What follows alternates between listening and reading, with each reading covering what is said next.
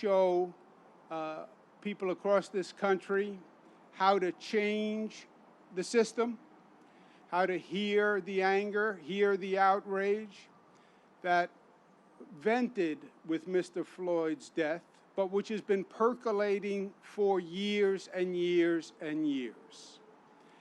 Mr. Floyd's death was the last in a long list, but it was a long list that goes back over 40 years. It goes back to Dr. Martin Luther King's murder. The question is, how do you make the change? How do you turn that energy into a positive source to actually make change? And we're doing that in New York with the New York State Police Reform and Reinvention Collaborative that says every community has to now come to the table as a collaborative, local leadership, police, the community activists, and redesign their public safety function. How do we change the police? How do we take this moment and actually institutionalize it to have progress? And that's going to require local leaders to come to the table. We want a new design for public safety in their community. We want it by April 1. We want it to be legislated by April 1. So come up with a plan after putting everyone at the table, and then pass it into law and get it done by April 1. That's 290 days and counting. So I encourage all local governments to start today. The mayor can do it, the city council president can do it, someone else can do it. But in every city, in every county, in this state, come to the table and start designing the plan for the future. In terms of our reopening here after COVID in New York, we've been following the facts, and the facts are that New York is on the right track. That is an objective fact. You look at the numbers, which we watch every day now, watch those testing numbers every day. We're doing the reopening. Let's make sure there's not an increase, there's not a spike. How do you do that? You follow the numbers on a daily basis by region, by county in the state, and you can see exactly what has been happening since the reopening. All of the numbers so far have been very good in New York. We're hitting a new high, which is really a new low, but in this case, low is good. The lowest number of hospitalizations since this has started. Amen. The lowest number of deaths on the 3-day average since this has started.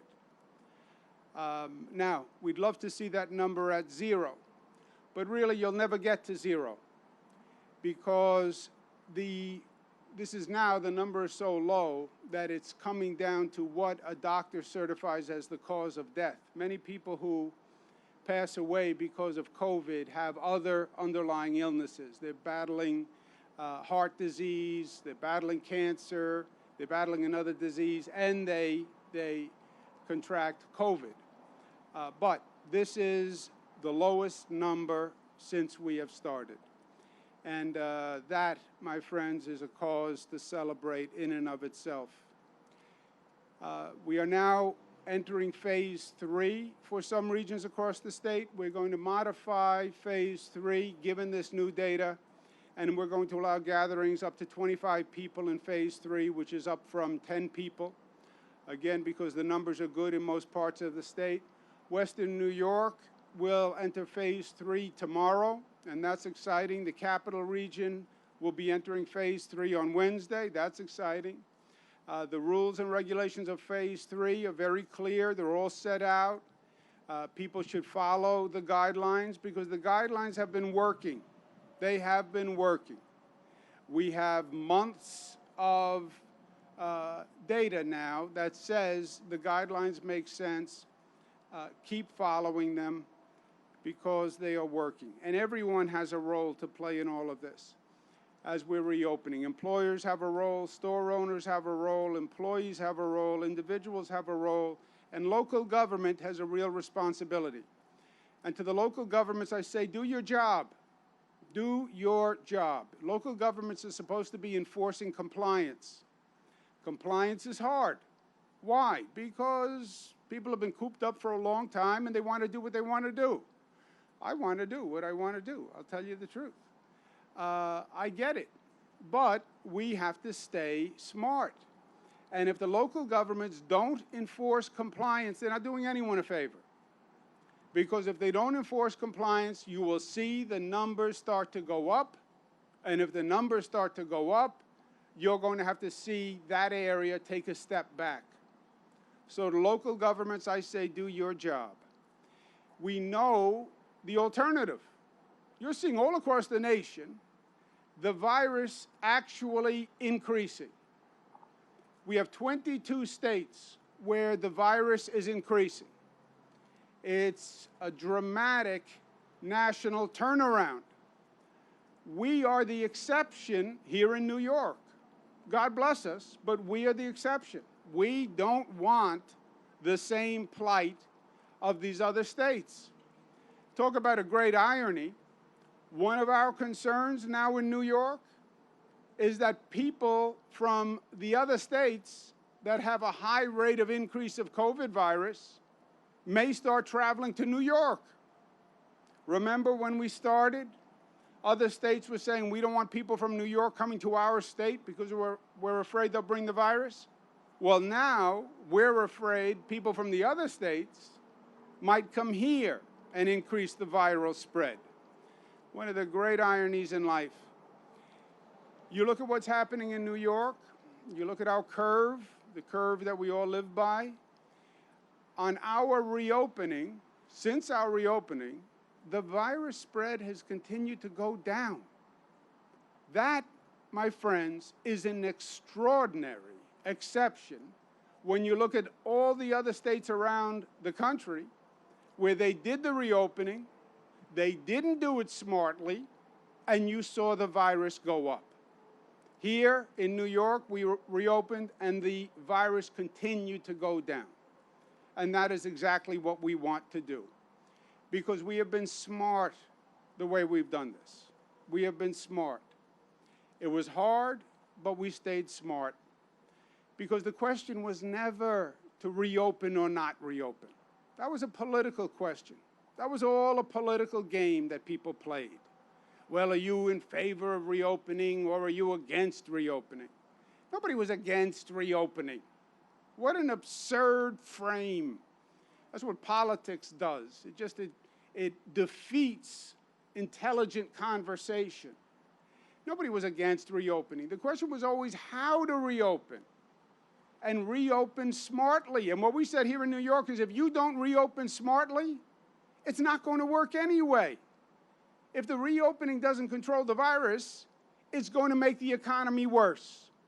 That's what we said. And all the voices said, no, just reopen, reopen, reopen. Liberate, free us, free us. Yeah, free us. Free us to hurt ourselves and decline. And you know what? That's exactly what you see happening right now.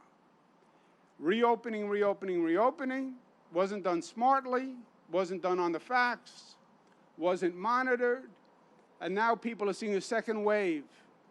22 states, numbers going up. Oh my gosh, the coronavirus is here and it's growing. Yes, because you didn't reopen smartly. Let's stay smart in New York because we were right. Moving forward, we have to do two things. One, monitor the virus, look at those numbers every day. And two, let's get affirmative and aggressive and let's start building back even better. Let's jumpstart the economy with essential projects. Let's create those jobs. Let's re-energize this economy. Let's re-energize society. We've all been closed down for 3 months. Okay, everybody caught up on their sleep, everybody rested, everybody ready to go to work? Well, then let's go to work. And let's set the goal of not just reopening, but we're going to build back a better New York. Let's take those big projects that we have to do, and let's energize them. Let's really get them moving and get them moving quickly. Let's re-energize the Belmont racetrack, the new arena for the Islanders. We're accelerating $2 billion in work at the MTA. Now's the time to do construction because the ridership is down. Great. We're going to capitalize on the moment. Let's get that Moynihan Station open. We lost a few months because of the virus. Let's make up that time. Let's get a new Moynihan Station open right across from Penn Station. When those commuters come back, let's say to them, you're going to have the best train station you've had in over 50 years, better than anywhere else. Now's the time to do it.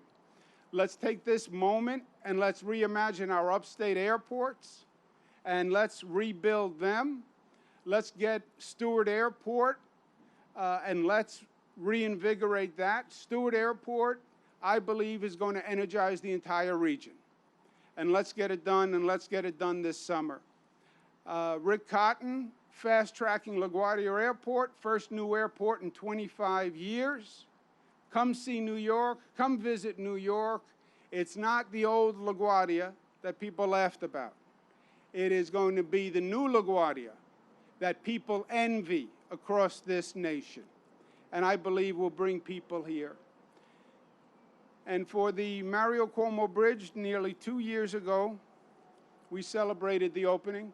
The largest infrastructure project in the United States in the past 10 years. Think about that.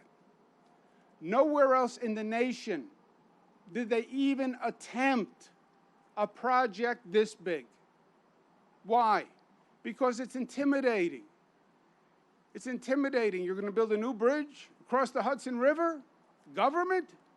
Government can't put two bricks together. You think you're going to build a bridge? Yes. Yes, we can do it. We can do it. That's what we said with this bridge. Today we're going to open the 3.6-mile-long path for cyclists and pedestrians. You can come across the Hudson River, which is spectacular in and of itself. From this bridge, you look south, you can see New York City. You look north, you're in one of the most beautiful river valleys on the globe, 3.6 miles, and you're over one of the most beautiful bridges in the United States of America. You can say that I'm not objective about that, because I'm not. But I believe it is a fact anyway. Sometimes you can be not objective, subjective, but still tell the truth. And I believe this is the most beautiful bridge in the United States. So we invite everyone to come enjoy it with us.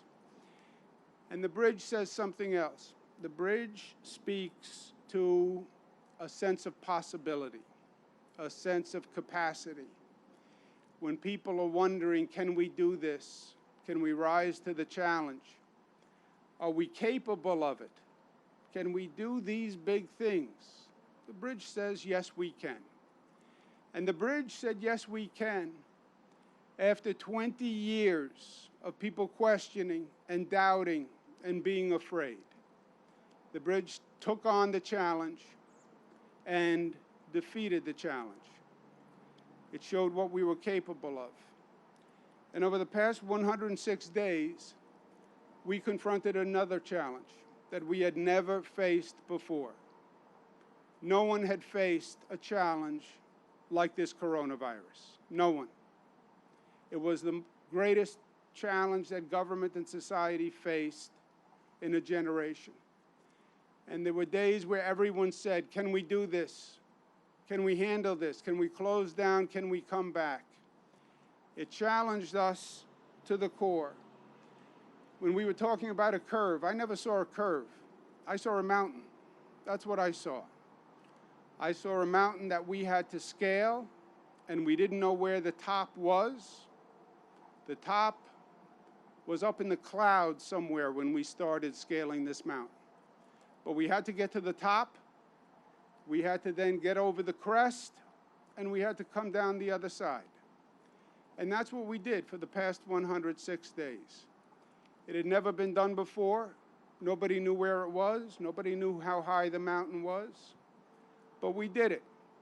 And our accomplishment over these past 106 days will go down in the history books. Just remember what we did here. When we started on the base side of the mountain, we had the worst infection rate in the United States of America. Today, we have the best infection rate in the United States of America. You want to talk about a turnaround? You want to talk about an accomplishment? You want to talk about people doing something they never did before? Yes, they built that bridge, the largest infrastructure project in the country. And New York scaled the highest mountain and went from the worst situation with this COVID virus to the best situation with this COVID virus. New Yorkers did it because we did it together. That's what was so different, so challenging, but so exciting. The only way for each of us to be healthy was if all of us were healthy. The only way to protect my health was if you were willing to protect my health. And we did it together. Challenge for all of us, but a challenge for each of us. Each of us had to battle our own fears and our own demons to be ready for the moment. And this Governor Mario Cuomo bridge, we're here today to say happy birthday. I'm here today to say happy birthday. It's my father's birthday today. And he would be very proud today. I miss him very much. I miss him every day. But in a lot of ways, he's still with me. There are many nights that I went to sleep during this past 106 days, and I laid there in the bed and I said, what would my father tell me to do today? And I could hear his voice, and he gave me great advice and great comfort in some of the longest nights. And I knew exactly what he would say.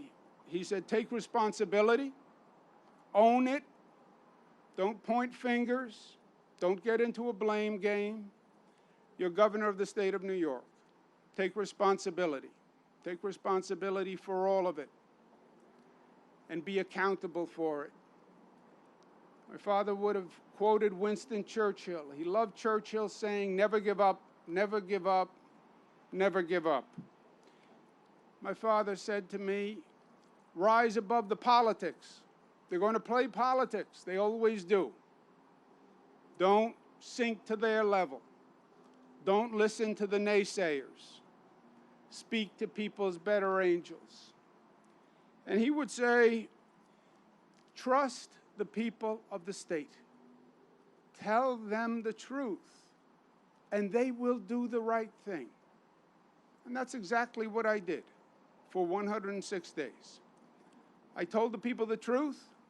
I told them the facts. I didn't sugarcoat it. I told them what we had to do, and they did the right thing. And they wrote a beautiful chapter in the history of this great state and in the history of this nation. My father always spoke about the fundamental philosophy of operating as a family. As a family, we take it for granted. I'll help you, you'll help me. We're family. We're all family. We're all family. The state is one family. When they murdered Mr. Floyd, they murdered a member of our family. That's what the protests are saying. When one of us gets sick, we're all suffering in this state. So we're all supporting one another. I think my father would have loved where we came out of this, because his dream, his moral leadership was just that simple. It came down to love, care about one another, and act like you care about one another and you love one another. And that's what we did. Tonight we're going to illuminate the bridge in blue, because blue is my father's favorite color. And when he's looking down, I want to make sure tonight he sees his bridge lit up blue, and I think it'll put a smile on his face. Questions, comments? Governor, in terms of having concerns about people coming here from other states, are there anything, sort of protocols you can put in place, temperature checks at the airport, et cetera? I know it's much harder to do by people traveling by car, but is there anything the state can do to really make sure there's not? Yeah, we're not there yet, Zach. What other states did, if you remember in the beginning, when they were afraid of New Yorkers going there, they did a mandatory quarantine.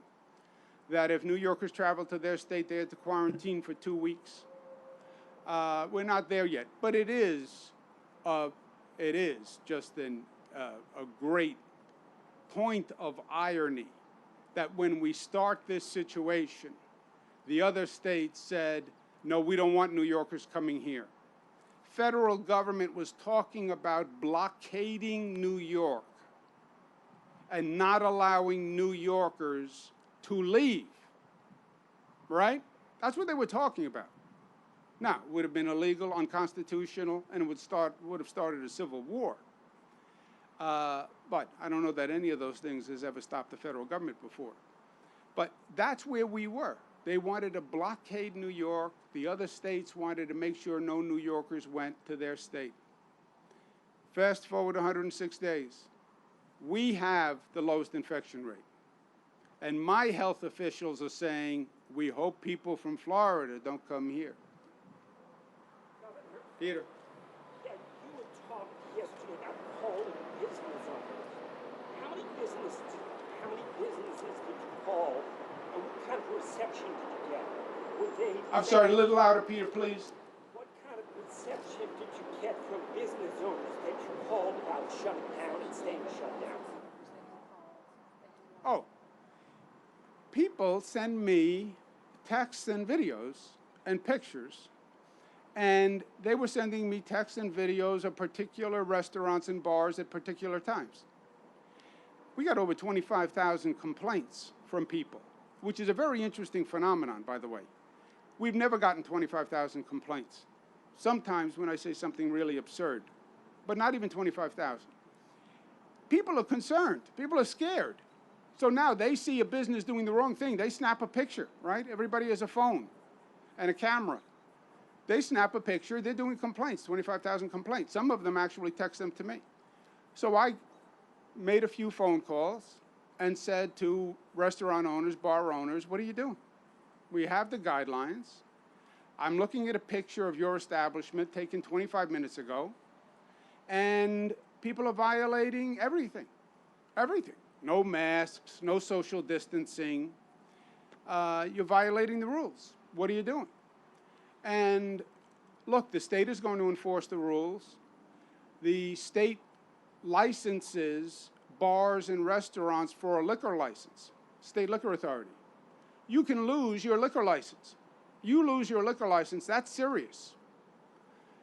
So I just wanted to make sure they knew the laws and the rules. I wanted them to make sure they knew that the state was going to be sending out inspectors, and this was a very serious sanction.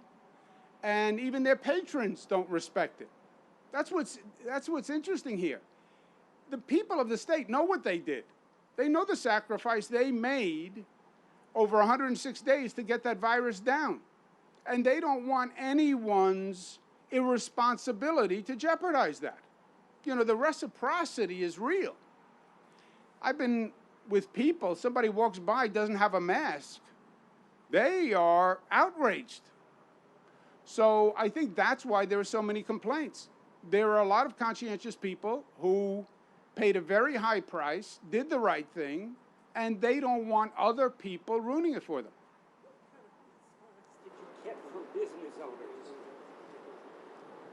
Little disbelief, little shock that this would have communicated that quickly, and frankly, that I would have called. But no denial. You know, they would say, we told people, was their best response. But what does that mean, we told people? They're your patrons, they're in your establishment, you're responsible. Governor, how will social distancing be enforced on the bike path? Like any other path, like any other park. Stay 6 feet apart. When you can't, wear a mask. Are there any barricades separating direction from Westchester and Rockland, or with bikers and pedestrians? You want to answer, Matt? Yeah, no, there are not. As an example, today when we open the path, we're going to have staff all across the shared use path to make sure, reinforcing that people need to stay socially distancing. We also have signage out there as well. Thruway authority staff? I'm sorry. That's the Thruway authority staff Yeah. is monitoring? Okay, thank you. Governor Joel confirmed to us that several private schools have reopened under the Phase 2 religious gathering allowance. We've also, have videos of dozens of kids going in off buses with backpacks, no masks. There was also another video we got of a huge wedding in KJ last weekend with hundreds in attendance. Orange County says Curious Joel is in state police's jurisdiction. Why isn't state police enforcing your executive order? Well, first, local governments have the primary responsibility for enforcement. That is the law. And I've said a number of times, local governments have to do their job. My father's advice to me, take responsibility, own it. I have taken responsibility for every bad decision and every unpopular decision, right? I'm the one who closed down. I'm the one who sets all these rules. Everybody's angry at me. Fine. The one thing I need the local government to do is actually enforce them. Now, they don't want to enforce them because they're not popular. Nobody wants to go to the bar and say, you guys have to wear a mask. You guys being gender neutral, are violating the social distancing. I get it, but they have to do their job. Any religious group, any community, they have to do their job. If they need backup help by the state police because they can't handle it, then we'll provide state police backup help. But they have to do their job. I can't use the state police everywhere in the state. We don't have enough state police. I need the local governments to do their job. One more, then we're going to cut a ribbon. Hey, Governor, in chatting with any of the restaurant owners or bar owners about lack of social distancing and not wearing masks, did any of them counter to you by saying, well, where is your call and your request to the protesters who have been gathering and not really social distancing, in some cases wearing masks? Shouldn't the rules be the same for the protesters as they are for the bar owners and restaurant owners? They didn't say that because they listened to my briefings. And because I have said to the protesters on a number of occasions, you should be wearing masks. And by the way, I said to the police, you should be wearing masks. Even on a symbolic level. You want people to enforce, you want other people to comply with the law. You're going to enforce the law. Adhere to the law. Wear a mask. Police officer and protester.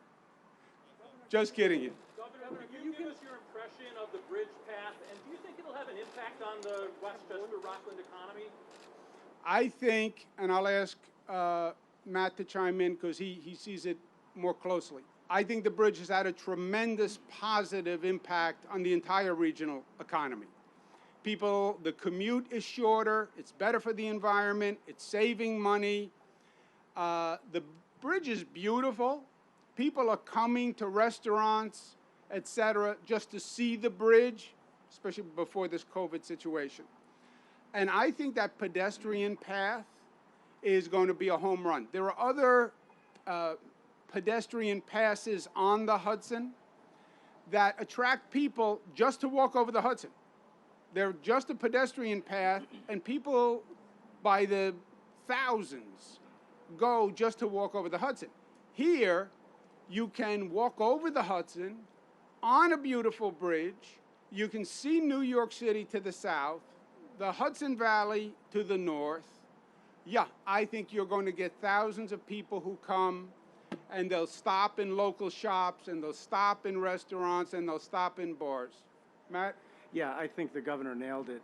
There's been a tremendous amount of interest in the opening of this path from beyond the people that live in this region. So in addition to what the governor pointed out, one of the things that we have in our kiosks that are at each of the Belvederes, information related to local shopping, dining, et cetera, because we want to help support the local tourism industry as well. But there's no question that this will have a positive impact on the economy here in this region. Thank you, guys. Thank you. We're going to cut a ribbon. Can you respond to Mayor de Blasio's assertion that you should calm down regarding this past weekend violations of social distancing? Mayor de Blasio asserted that you should calm down regarding this past weekend violations of social distancing, what you were just referring to. I don't know what he said. I know. Look at the facts. Look at our viral infection rate. Look at the other 22 states. And you don't want to be one of those 22 states. Do your job, local government. Messed up? Okay. On three. 1, 2, 3.